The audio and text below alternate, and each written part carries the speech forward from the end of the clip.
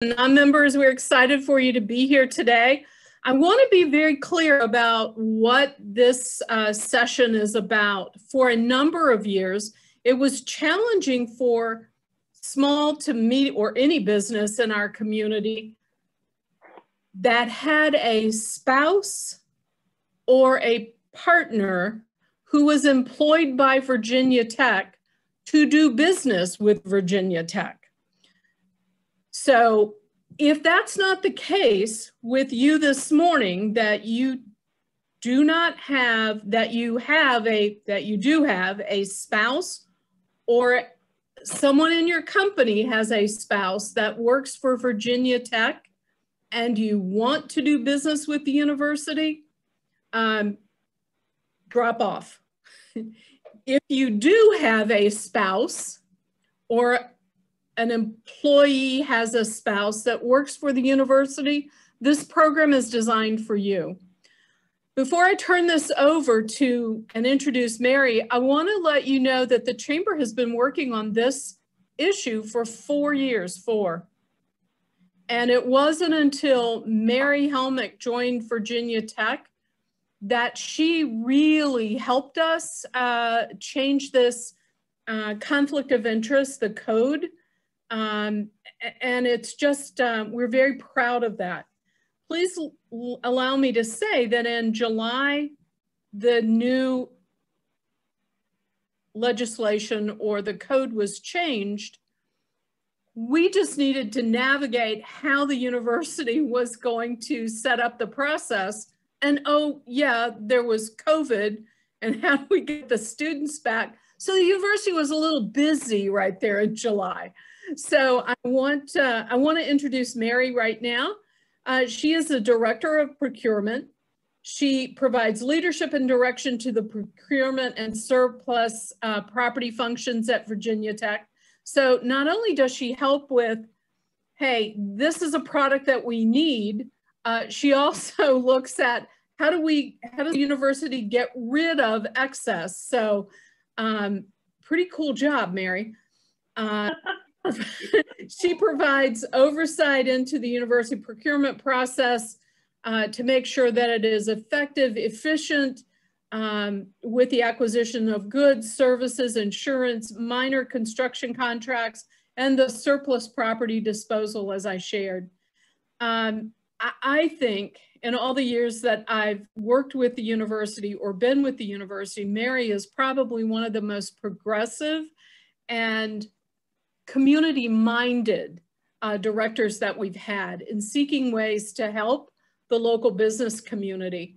When we began working on this redesign, Mary is also a member of the Virginia Association of State College and University Procurement Professionals, and she served as president from 2009 to 2011.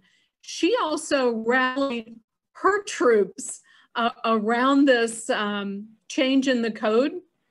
So other universities were pushing for this legislation to be changed. And then what the Chamber did with our legislative committee, we rallied chambers around the state to support this change. So I'm loving the partnership, the collaboration. And Mary, I'm turning it over to you now to tell us, how do we navigate what's changed, and how can we help our small businesses that have spouses of employees in our community? How do we help them sell to the university? Yes, thank you, Sharon. What a nice introduction, and I really do appreciate the partnership. The Chamber has been willing to talk to us every time we've called and reached out to them, and I do think that we are forming a really good partnership that the small and middle-sized companies, but even all businesses locally will benefit from. The university needs those businesses, obviously, to provide the goods and services the university needs, and we're very focused on increasing the university spend in our local economy. So this is just a really good partnership. And Sharon, thanks for all that you do to help us as well. I also have Reed Nagel on the line. He's listening in. He's one of our assistant directors here in procurement. And because this is a complicated issue, we are working with our staff, making sure that everybody is up to speed on these new legislative changes. And Reed is also a really good connection. If you can't reach me, Reed Nagel is a really good person to reach out to. He's also very much on the front edge of this new legislation. And then not joining us today, but someone that you probably will soon to meet is Daisha Holmes, who heads up our supplier opportunity program. And that's what we call it, but it's focused on small and mid-sized companies who meet that SWAM certification criteria for the state, small woman-owned, minority-owned businesses. And Daisha's here out of the procurement office at Virginia Tech to help those firms directly, to provide services to them, to get them set up for success to do business with the university. Sharon, thanks for that introduction to this topic, because it's rather complicated when you really get into the code itself. And so the approach that I'm going to take today is to give an overview of the legislation as it stands today, and the details around that legislation that feed into this particular topic of a potential conflict of interest with business owners or their immediate family members when they also have an employment contract with the university.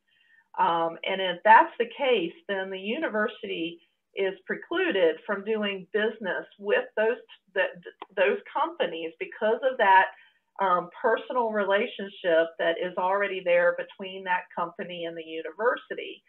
And the conflict of interest laws have not necessarily changed, but we did make some crucial changes in what we could do to declare those conflicts of interest and potentially get through to a declaration of it's in the best interest for the university to still do business with those companies, even though we have a declared conflict of interest.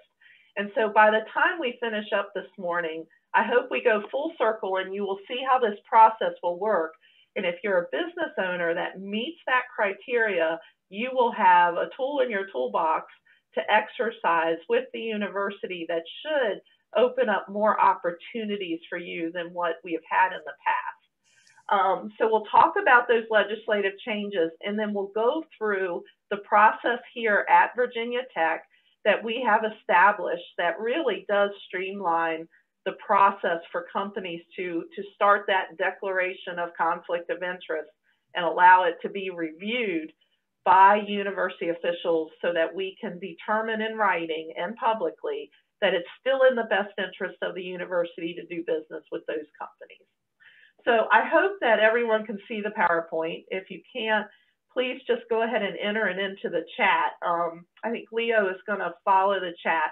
We're also going to hold any questions till the end because this is a complicated discussion, and I'd like for you to see the whole process, and then we'll definitely have time at the end, and I'll open it up and answer any questions you may have.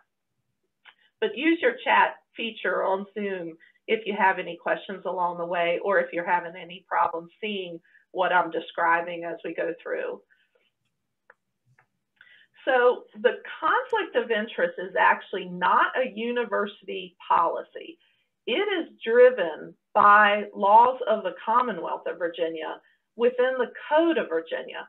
And it is called the Conflict of Interest Act. And so it's fairly easy for you to find by Googling it. Just by Googling Commonwealth of Virginia Conflict of Interest Act, it tends to pop right up. Here is the URL for it, and it takes you to the Legislative Information System, LIS, of Virginia. And the one clue I'll give you, because when you Google, you'll get a lot of articles about the Conflict of Interest Act or snapshots of the act, you know, from different law firms and different experts in the field. But what you want to clue into is that what you're looking for is actually residing on the LIS, or the Legislative Information System of the Commonwealth of Virginia. That then gives you the most current set of the Conflict of Interest Act. And that's important because these changes went into place July of 2020. And so that is the code. Now I'm not gonna go out to the code this morning just for time purposes. I have some of the pieces of the code captured in this PowerPoint, and I want to focus in. Whenever you go to start reading code, it is written by lawyers and legislators. It's not written in a normal technical writing from a business perspective or just plain English. It's actually written extremely technical. So, and I've read it hundreds, if not thousands of times in my career. And every time I go out, I find another little snippet that I have to go back and really parse through and technically take it apart to say, what are these legislators saying exactly? And so it's taken a lot of time for us to really parse apart this to say, what is keeping our local companies from having the ability to do business with the university? What pieces of this code spell that out? And I want to just go ahead through. Every Code of Virginia section will start with a section about definitions, that give definitions. And honestly, the section on definitions is as important as the rest of the technical piece of the Code of Virginia.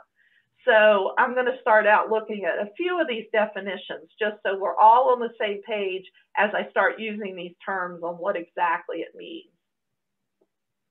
So from a contract perspective, they will refer to a contract, and that means that it's any agreement of which a government agency is a party to. So consequently, a lot of people consider, contracts as formal two-party agreements that were written up that spell out details as to what that arrangement is. And it would be some contractual language with terms and conditions and an exchange of money. And that's what we're all taught in our business law classes, that's what is a contract. In this case, a contract for doing business with the university is a purchase order. So it could be a single transaction. And the purchase order process at Virginia Tech is the initiator of us doing business with companies. So we issue purchase orders ahead of our purchases, and that outlines exactly what we're giving the request to that company to buy and all the terms and conditions that surround that particular transaction. Now that transaction could be a $10 transaction. It could be a $10 million transaction, and it runs the gamut, unlimited, right? So, but it is a purchase order. There are times where we enter into contracts with companies, and they are those formal two-party contracts that spell out the exact agreement of what a business is providing to the university, and that is also covered under this definition. So my point is that it could be the most simplest transaction. It could even technically be a P card transaction, a purchasing card or a university purchasing card. But most of the time with the university, it is a purchase order that generates a request for a purchase from a company.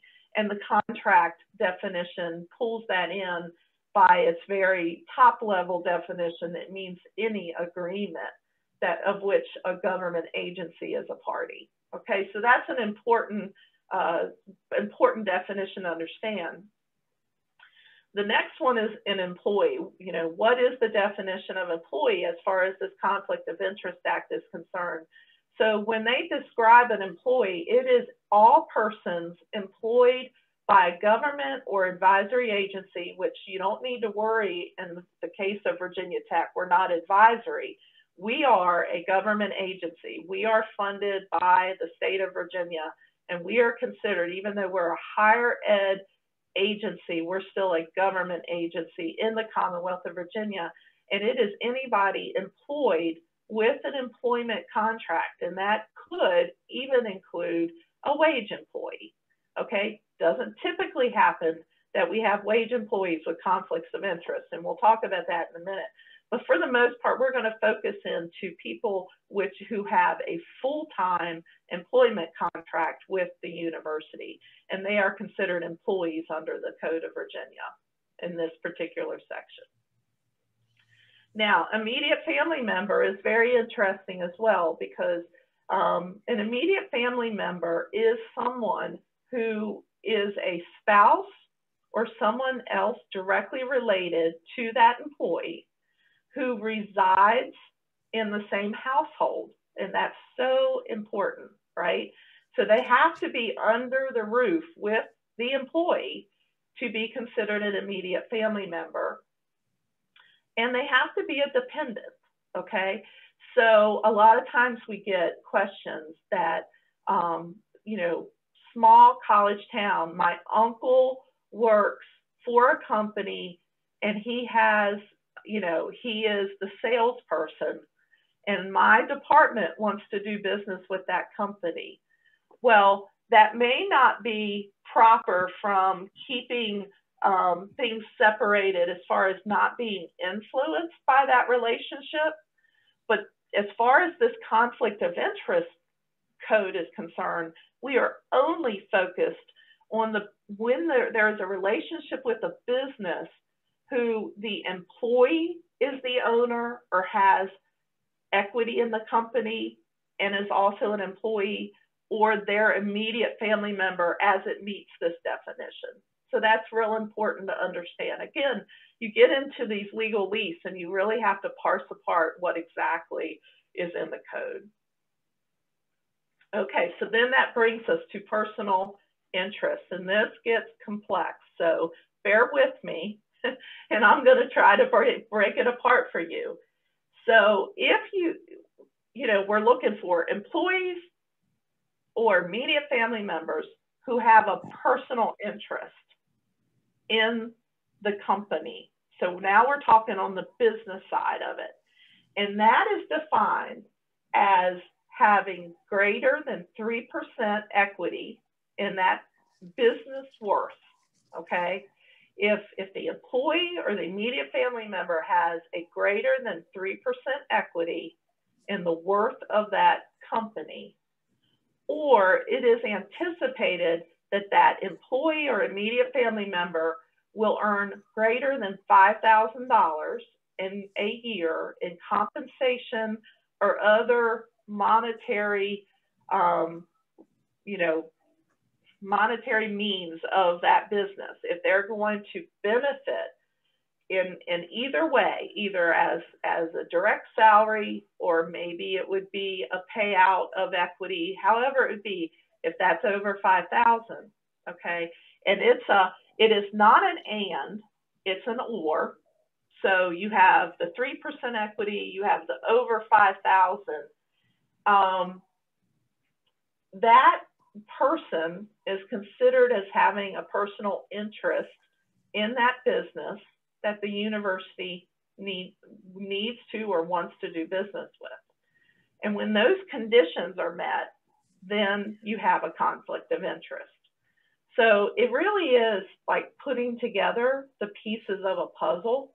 And so you will see that this complexity makes it very difficult for those of us on the university side to really give a very quick answer when someone says, is this a conflict of interest?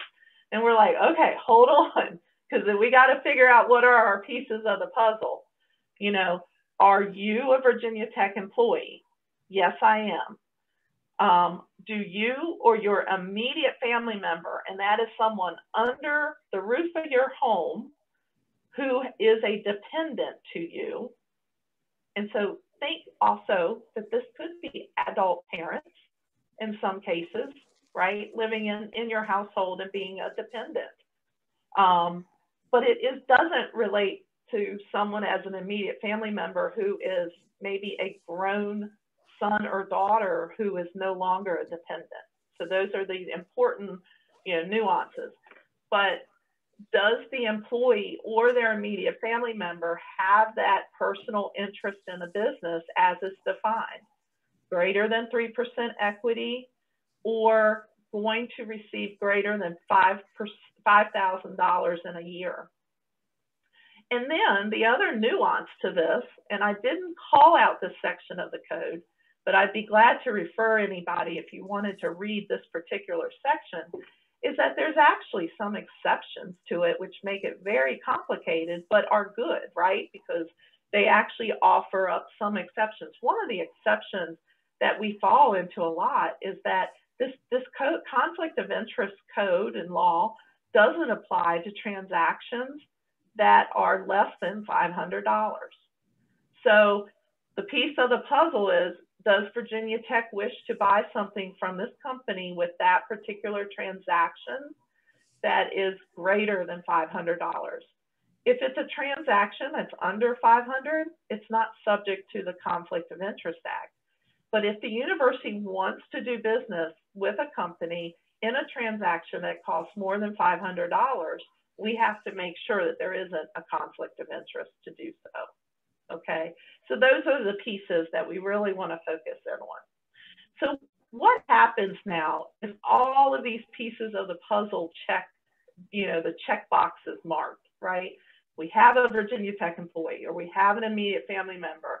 They have an interest in the company that the university wishes to do business with, and they wish to offer those goods and services to the university.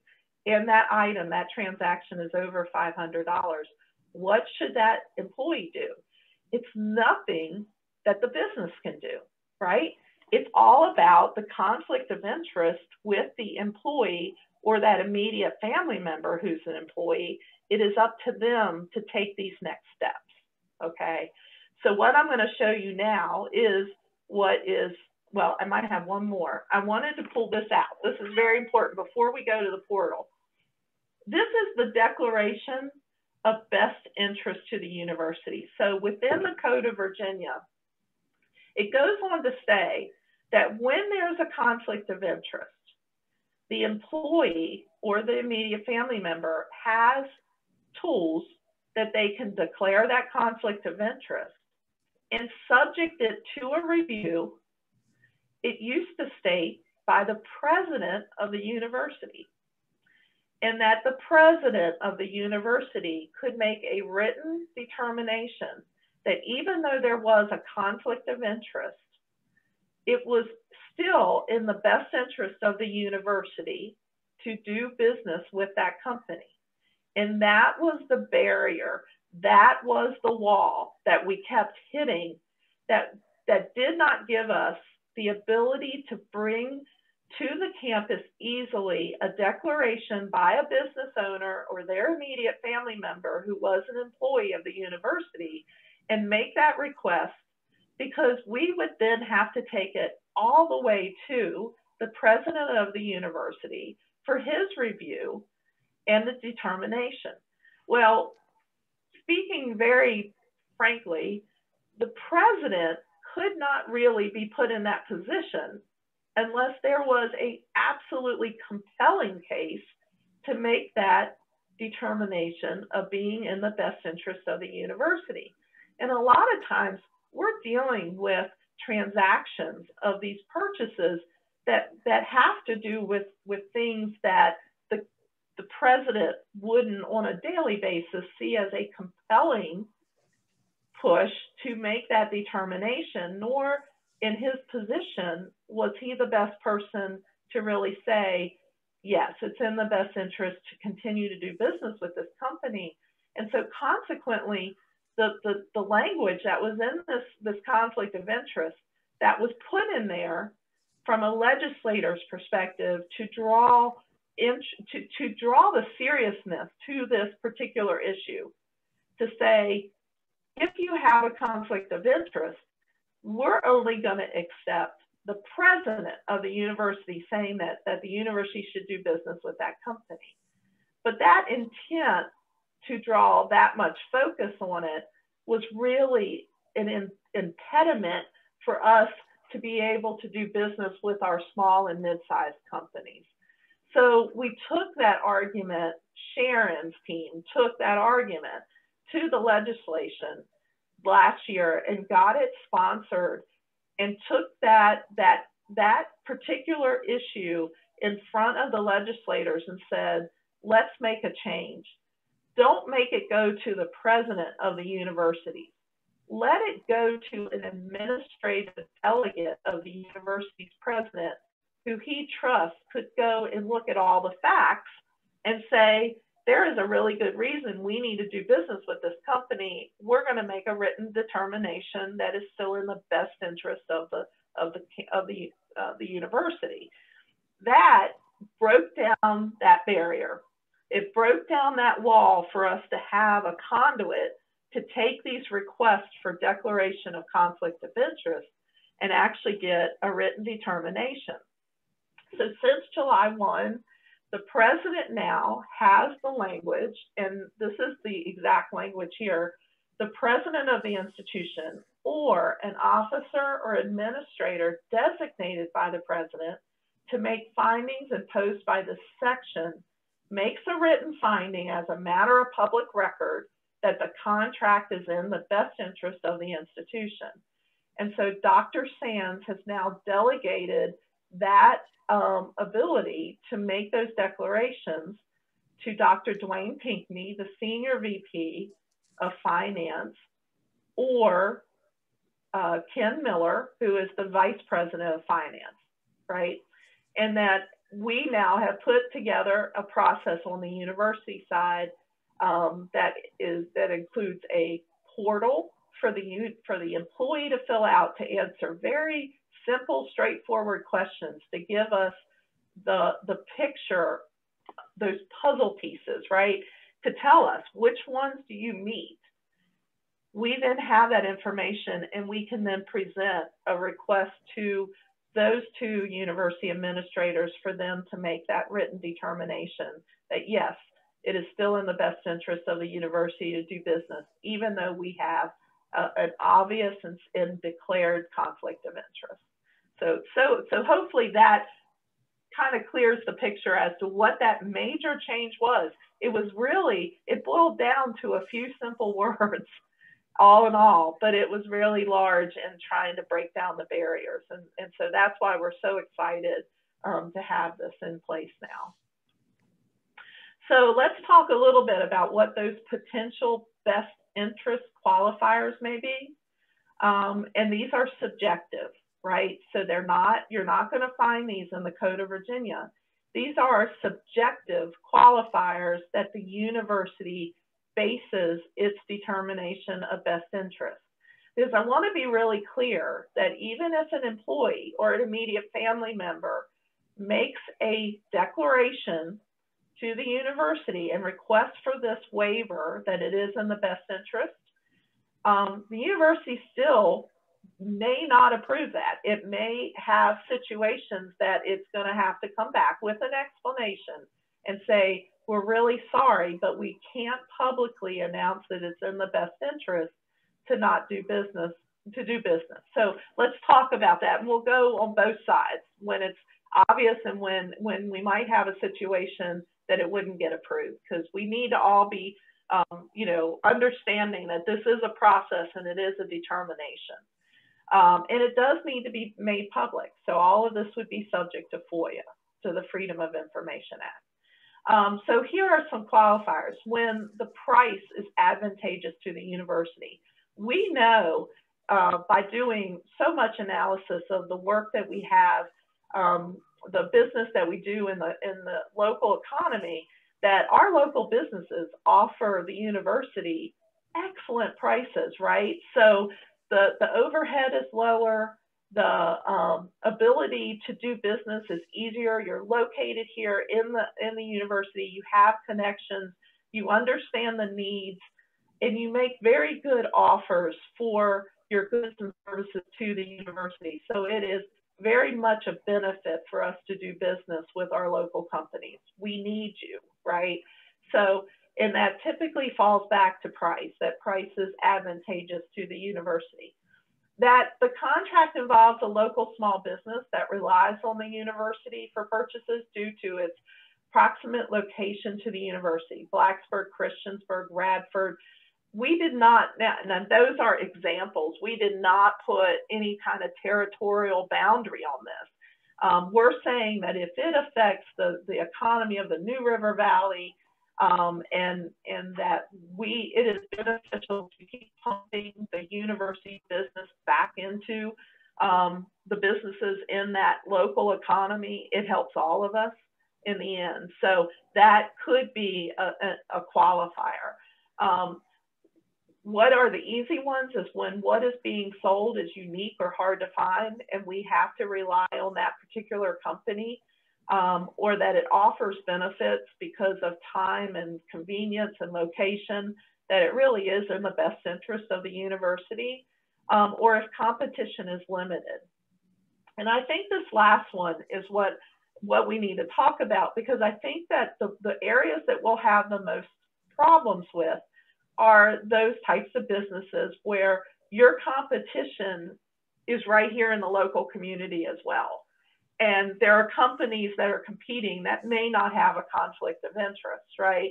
And so, you know, what do we do? Do we bring them all in and let everybody openly compete with a declaration of that it's in the best interest of the university? I think that will be up to our administrators. I will be the shepherd of this process. So when we get to that point, and the legislature, the administrators have all of the information. I'm going to show you in a little bit how I will accumulate the history of the purchases made with the company making the declaration of the conflict of interest, and what that company has done for the university in the past in that under 500 range. So, you know, we'll be stewards of that on behalf of the business, to lay out everything for that subjective declaration to happen. Okay. I see this as an opportunity. We have talked about this at the university level, that it's an opportunity. So I think that these qualifiers that we have tried to already define here at the university open up a lot of opportunity. I just want to be really clear that it is a subjective evaluation. So I talked about the portal. We have launched this portal, and I'm going to try to bring up the portal so that you can see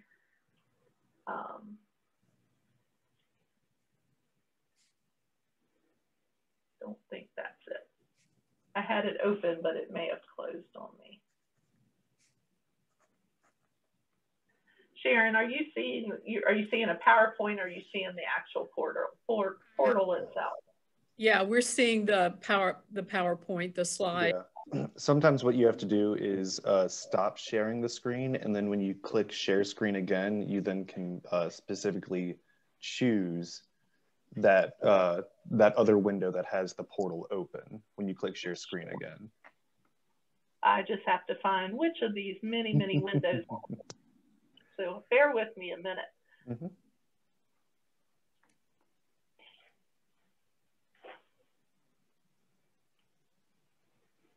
Because I really would like to be able to show this.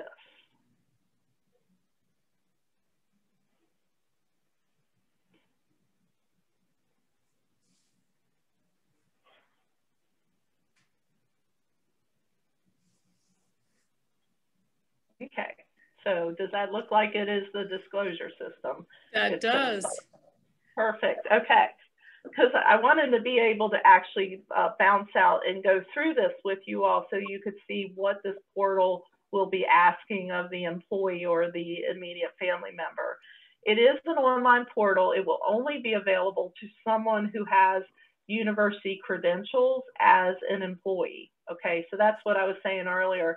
the business can't do this. It has to be the employee or the immediate family member. And it's a real easy process. And it's used not only for these business-related financial conflict of interest, it's also used within our research area for when there are conflicts with, researchers who are doing research, but also with companies or with entities in which they have a financial interest in. And that happens a lot in research. And so we're using the exact same portal here at the university for both. But what you will do from an employee perspective who has this relationship with the business is that you will start a new financial interest disclosure. And so when you do that, it really does just kind of walk you through. So I'm going to start a brand new one so you can see how this works.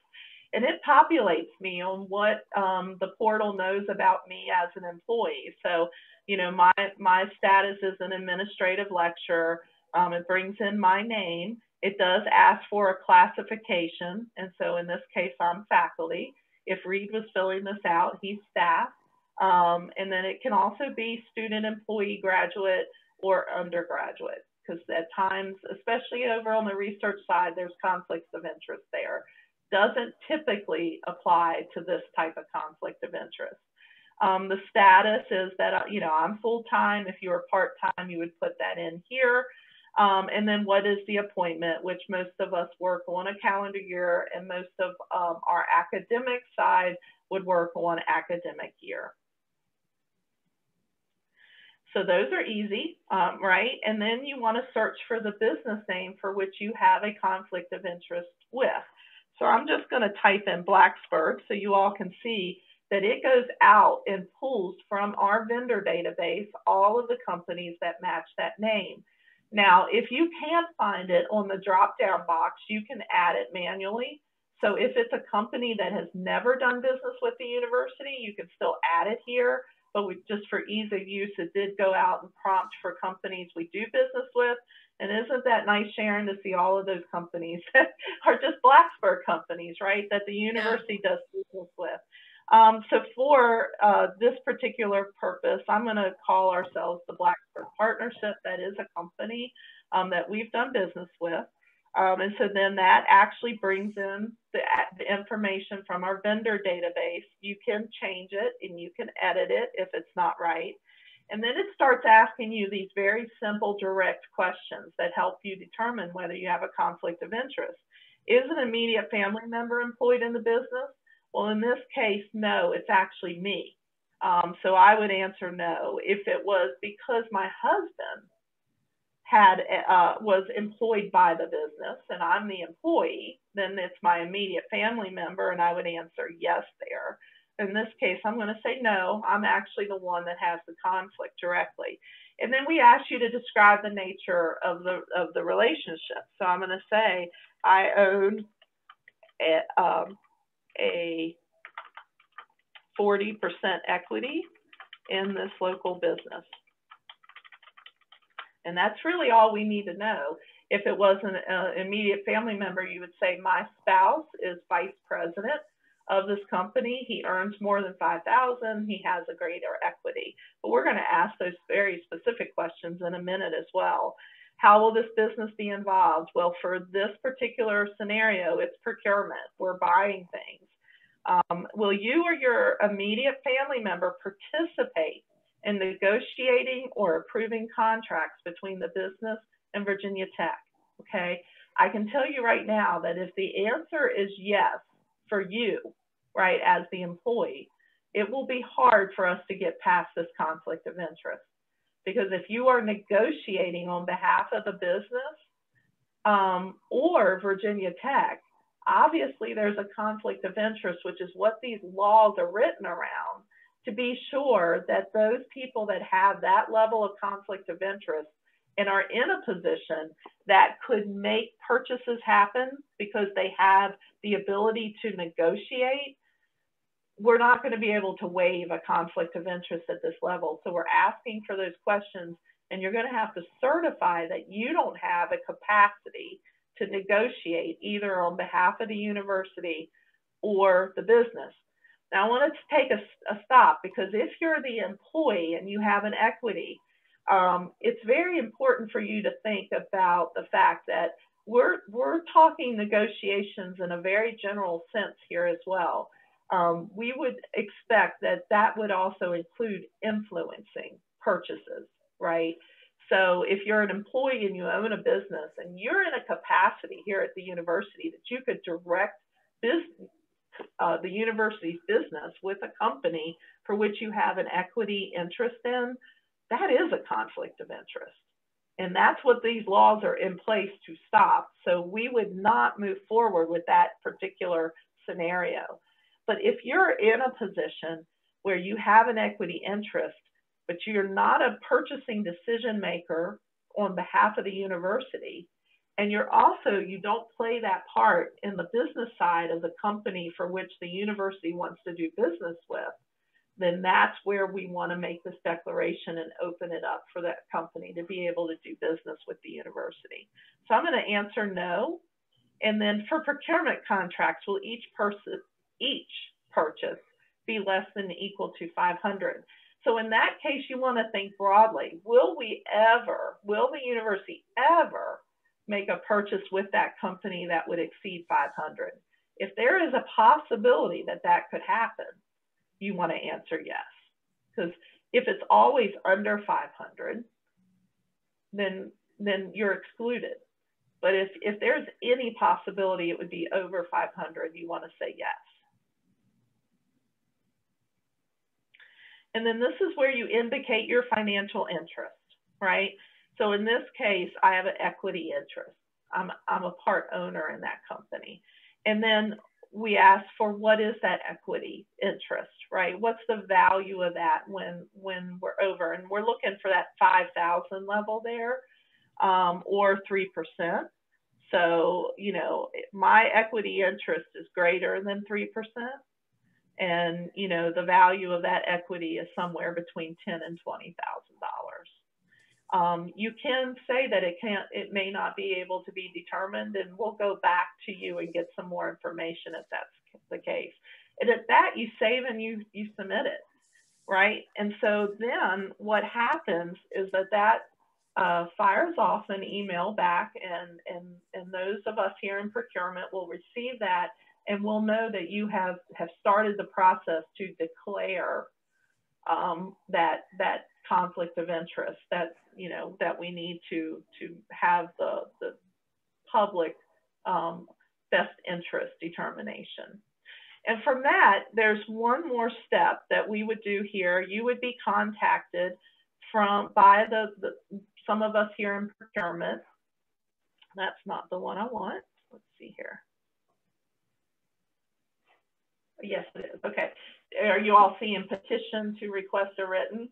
This is just a manual process, but at the point that you're contacted by us, we'll have you fill out one more form. And the reason we do this is we want a wet signature on this. This is your declaration, right, to the administrators here at the university. And there's a couple more important parts. Here on this second page, we would like you to tell us, why is it in the best interest for the university to do business with you? So in that case, I can give you some examples. It would be, because we're located within the town limits of Blacksburg, our company is well positioned to do business with the university. We provide a unique service because we're right here. Or, we have had a long-standing relationship with the university. And now we have a conflict of interest that's keeping us from doing business. And so it's really in your words from an employee or the immediate family member who is an employee of telling us why it is in the best interest. And that's a free form submission, right? But we want to hear that from you. And then you're certifying again that you are a legal owner or an immediate family member, and that you do wish to do business with the university in compliance with all of our procedures and purchasing rules, and that you will not participate in contract negotiations. and that you don't have the authority to sign a contract on behalf of the company or the university, and that you will not, again, market or negotiate or promote that to create purchases for that company. What you're trying to say is that you're in a position that you cannot, drive those purchases to happen, right? Because that's the conflict of interest. And you sign that, this is the written determination, right? So after all of that happens, after this is submitted, we'll do our due diligence here in procurement and gather up all of that background information, and we'll present it to Vice President Miller or Senior Vice President Peakney and say we would like for this review to happen and for a written determination to be made. They will also be looking for a recommendation from this office, which we will do as part of that shepherding process, right, of why this is a good thing. There are companies that for years haven't been able to fully do business with the university. Those companies are who I'm really trying to reach at this point. So we're expecting to get quite a few of these portal submissions and these applications in, so we can break down these barriers and hopefully open up the opportunity for those companies to do business with the university at a greater dollar figure than maybe what they were stifled to do, that under $500 rule in the past. So I hope that I've shown you the full circle of the law, the steps here at the university, and then what will ultimately happen. It is our goal to accumulate these requests in on a monthly basis and then present them to the senior VP or the VP of finance on a monthly basis. So I think that you as a business owner could expect it to probably take a couple weeks, but not much longer than that once you submit your request in. So Leo, I think if there are any questions that may have come in, we can open up the mics and I'll be glad to answer any questions or go through any other clarifications that might help explain this. Of course, and we actually do have one submitted question in the chat, so I'll go ahead and present that now. So Eileen asks, when the question is, quote, will you or an immediate family member participate in negotiating or approving contracts between the company and university, unquote, if the Virginia Tech employee is not in that position, but the spouse is from the business side, then the employee must say yes. Does that immediately mean there is a conflict of interest and the finding will reject the application? So I think that that is the scenario that does create a conflict of interest, because as the employee, their spouse is actually negotiating on behalf of the company. I think that is a more gray area that we would want to still hear from you and to really explore and possibly talk to your spouse about exactly how that would work and who they typically offer goods and services to here at the university and what that relationship is. I think it's much more serious when you have that scenario and it's the employee themselves, but then you kind of get into some gray area when it is a spouse and exactly what that spouse does for that particular company. So I would say don't let that preclude you from going ahead and declaring the conflict of interest, and let's pursue exactly what those pieces of the puzzle are and pull that together. And then we will be communicative with you through the whole process so that you would understand what would be the determination from the university. But I would rather you go ahead and declare it and let us work our way through it so that we can deal with your individual situation than to kind of give a broad answer and say, yes, that doesn't apply to you then. I think that when we get into these situations, every one of them is unique and that we have to actually take each of them on their own merit and situation and make the final decision. Of course. And it looks like we actually have two questions that kind of jump off of that, which is, okay, can the business member involved recuse themselves from the negotiation process? And someone seemed to ask a similar question of, with the will you or an immediate family member participate in negotiating or approving contracts, it says, could I firewall and be 100% hands-off and declare that in the submitted conflict of interest? Yeah, I think the answer to both of those are yes. I think that if there is a recusal and a commitment that would not happen, because you would then say, you know, I am VP of sales, or my husband is VP of sales, but as it relates to all purchases with the university, I will recluse myself from that particular transaction, and the president of our company, you know, Donald Smith, will interact in all of those negotiations. I think that would be where we would probably take that. And remember that these have to be written in public written findings. And so we would build that into the written finding, so that if there was ever a question publicly of why the university was doing a business with a company where we knew there was a conflict of interest, we are showing due diligence that this is the expectation. And so I think that first question is yes. And same with the same question. I think that it's, again, so specific to each company.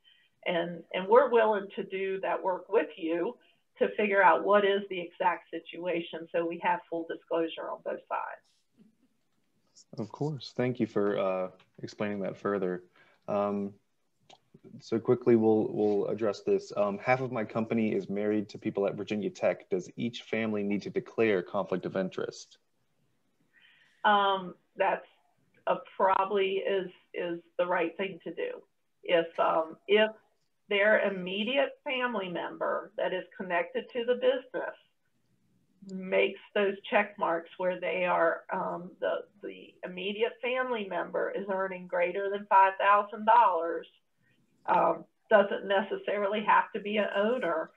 They get pulled into this conflict of interest puzzle because they're actually earning greater than $5,000 from that company.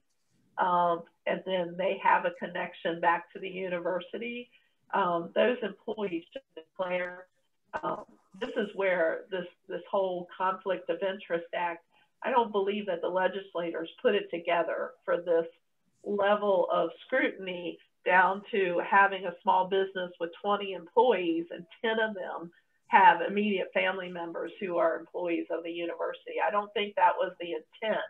But as it's written today within the Code of Virginia, each of those employees would meet the need to declare under the system. And that's why Reed and I are expecting that we'll see quite a few submissions. So I think we're prepared for that. Of course. Could you speak to the weight of school and department lines when the employee is in a different school/department than the one involved in the negotiations?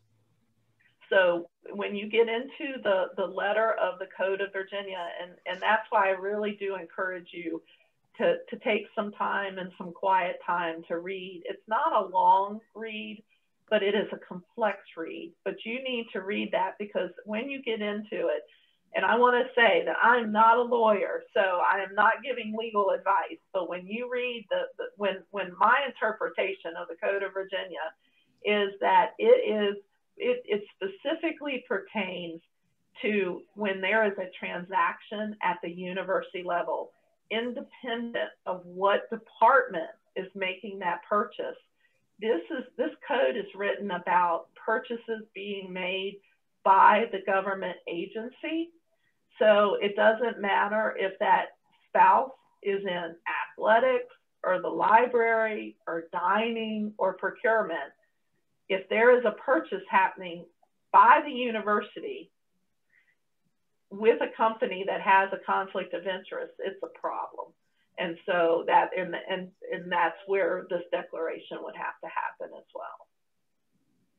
Thank you for answering that. Someone did just ask, when an employee submits the conflict of interest form, does it immediately pop up the second form for explanation? No, we don't do that, because we wanted the portal to clue the procurement office, who we are taking the role of shepherding these requests to the administration. We wanted to know that there was someone in a company that we needed to start this process with. And so then right after you submit, very shortly, you'll get contacted by someone in the procurement office, and then we'll share those forms with you. We want to make sure we actually have 2 additional documents that go through all of the sections of the Conflict of Interest Act and instructions, and then it was the form I showed you. So we like to go ahead and work on those one-off so that everyone fully understands the concept. You can see, I mean, we've been talking now almost a full hour on this topic. So for those that are going through it for the first time, it takes some special customer service, direct customer service, to make sure everybody understands what we're dealing with in this topic. Of course. Should the employee complete the portal entry now for the opportunity to sell in February, for example? Yes.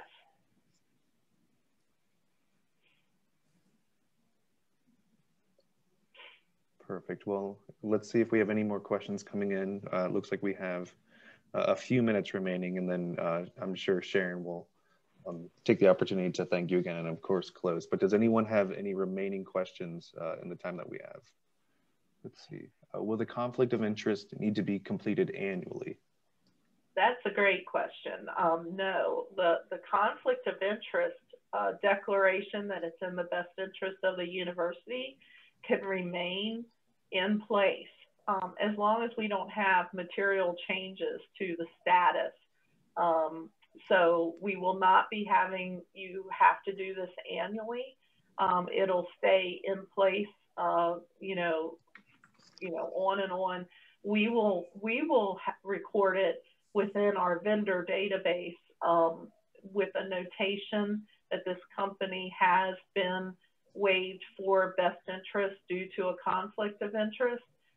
So that if the university ever gets questioned as to why we're doing business, we know automatically that this process has already gone through, but we do not need to go back and get annual declarations like you do on the research side.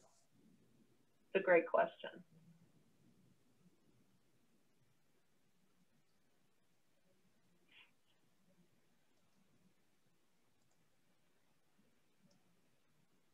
Okay, well, with that, I think I'll turn it over to Sharon.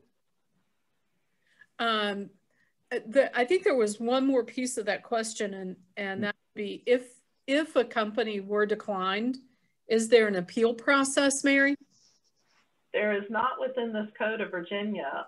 And I think that again, maybe was the driver as to why they had it set at the president of the university.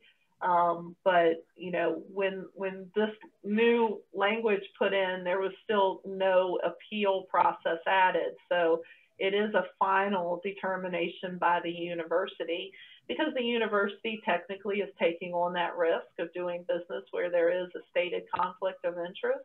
And the fact that public procurement needs to be, you know, at the highest level of the ethics and morals of being a public agency. And so the final decision rests at the university with no appeal offered within the Code of Virginia.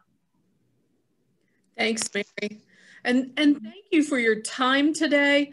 As Leo shared to everyone on the call, we've recorded this. We're going to post this in our, and Leo will share where it's being posted. I've forgotten, Leo, but It'll be posted online. We may do a public YouTube link. We're working out the exact details at this time, but I believe also Mary spoke to, she may be using this for training purposes as well for those that are needing this as well for Virginia Tech side as well. So again, I want to thank Mary for her help with the Association of Procurement Professionals. I'm thankful for our chambers of commerce around the state that have universities and colleges within those jurisdictions that really worked on their legislators. And I want to thank Senator Edwards for shepherding this particular legislative change to the code. This was a huge deal. Again, we've been working on it for 4 years. We thought we were in a better place 2 years ago, and it turned out we were not. So in 2019, we kind of put our heads together and tried to attack this differently, and it worked. So thanks to our members that are here today. It is a great opportunity, I think, for our community to do business, to strengthen the local economy. And you have Mary's contact, you have Reed's contact. You know who the key players are now that you can get additional help. And I would think that that document where you're actually signing that second document that supports that, the fact that you can add additional pages to your rationale for why the university should do business, I just see a lot of potential there for not being declined. So thanks so much for working out that process and keeping everybody safe and healthy. Thanks, Mary. Thanks, Reed. Thank you, everybody. Bye, guys.